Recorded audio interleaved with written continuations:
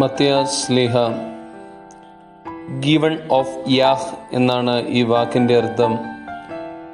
യേശുക്രിസ്തുവിൻ്റെ സ്നാനം മുതൽ സ്വർഗാരോഹണം വരെ 12 ശിഷ്യന്മാർ കൂടാതെ വേറെയും ആളുകൾ നടന്നിരുന്നു. അതിലൊരുവനാണ് മത്തിയാസ് എന്നാണ് അപ്പോസ്തല പ്രവൃത്തികൾ 1-ാം അധ്യായം പറയുന്നത്. 12 അപ്പോസ്തലന്മാരുടെ സ്ഥാനത്ത് നിന്ന് ഇസ്കറിയോത്ത യൂദാ വീണു പോകുമ്പോൾ അവന്റെ അധ്യക്ഷ സ്ഥാനം മറ്റൊരുത്തിന് ലഭിക്കട്ടെ എന്ന പ്രവചനം പൂർത്തിയാവുകയാണ് ഇവിടെ. മത്തിയാസിന്റെ തെരഞ്ഞെടുപ്പിന് നേതൃത്വം നൽകുന്നത് പത്രോസ്ലീഹായാണ്.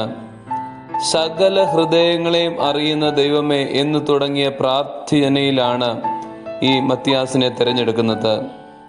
മത്തിയാസും അതോടൊപ്പം തന്നെ ബർശബ എന്നറിയപ്പെടുന്ന യോസേഫിന്റെ പേരുകൾ നറുക്കിടുന്നുണ്ട്. പക്ഷേ നറുക്ക് വീഴുന്നത് മത്തിയാസിനാണ്. ക്രിസ്തുവിന്റെ കൂടെ നടന്നവനാണ് മത്തിയാസ്.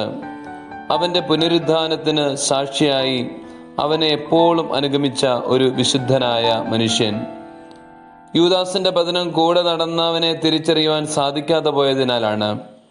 പലപ്പോഴും ക്രിസ്തുവിന്റെ കൂടെ നമ്മൾ നടക്കുന്നു എന്ന് പറയുമ്പോൾ തന്നെ അവനിൽ നിന്ന് വളരെ അകലെയല്ലേ സഞ്ചരിക്കുന്നതെന്ന് സ്വയം ഒന്ന് ചിന്തിക്കേണ്ടിയിരിക്കുന്നു.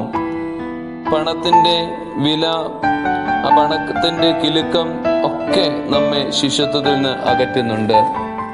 ക്രിസ്തു തന്റെ ശിഷ്യന്മാർക്ക് വാഗ്ദാനം ചെയ്യുന്നത് നിത്യരക്ഷ ഒന്ന് മാത്രമാണ്.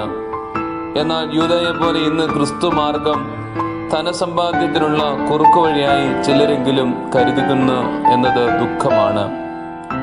ജിബ്രാൻ പറയുന്നു, ദൈവമേ നിന്നെയാണ് എനിക്ക് വേണ്ടുന്നത്, നീ ഇല്ലാത്ത ലോകത്തെയല്ല എന്ന്. ലോകത്തിന് വേണ്ടിയിട്ടുള്ള വല്ലാത്തൊരു മോഹം ഇന്ന് നമ്മുടെ പരിസരങ്ങളെയൊക്കെ വല്ലാതെ അങ്ങ് മലിനമാക്കുന്നുണ്ട്.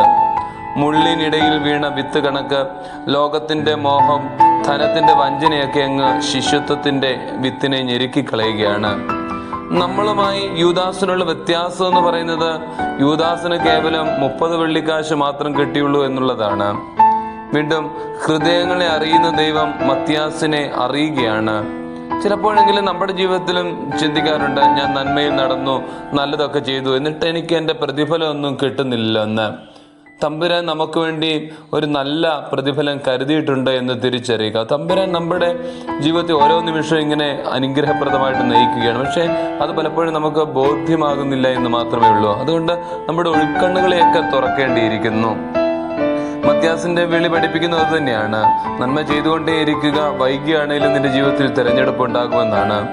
മത്തിയാസിനെ പറ്റി acts of Mathew and Andrew എന്ന പുസ്തകം പറയുന്നത് നരഭോജികളുടെ നാട്ടിൽ സുവിശേഷം അറിയിക്കാൻ പോയി എന്നൊക്കെയാണ്. പക്ഷേ മനുഷ്യനെ തില്ലുന്ന ആ ഒരു ജനക്കൂട്ടത്തിനിടയ്ക്ക് ക്രിസ്തു മാർഗത്തിൽ കൂടി സ്നേഹവും സമാധാനവും സാഹോദര്യവും ഒക്കെ പറഞ്ഞു കൊടുക്കുവാൻ മത്തിയാസിന് സാധിക്കുന്നു എന്നുള്ളത് വലിയ അനുഗ്രഹമാണ്. ഒരുപക്ഷെ ഇന്നത്തെ കാലഘട്ടത്തിൽ മനുഷ്യൻ നരഭോജിയേക്കാൾ മോശമായിക്കൊണ്ടിരിക്കുന്ന ഒരു കാലഘട്ടത്തിൽ ഈ ശ്ലീഹായുടെ ചിന്തകളും ജീവിതവും നമുക്ക് പ്രചോദനമാണ്.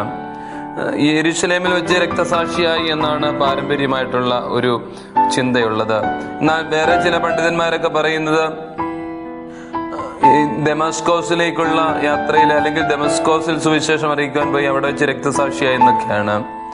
റോമൻ കത്തോലിക്ക സഭ മെയ് മാസം 14-ാം തീയതിയും ഗ്രീക്ക് സഭകൾ ഓഗസ്റ്റ് മാസം 9-ാം തീയതിയുമാണ് ഈ ശ്ലീഹായുടെ ഓർമ്മ കൊണ്ടാടുന്നത്. ഈ മത്തിയാസ് ശ്ലീഹായുടെ ജീവിതത്തിലെ തിരഞ്ഞെടുപ്പും വിളിയും നമ്മുടെ ജീവിതത്തിനും മാതൃകയാകട്ടെ. ദൈവം അനുഗ്രഹിക്കട്ടെ.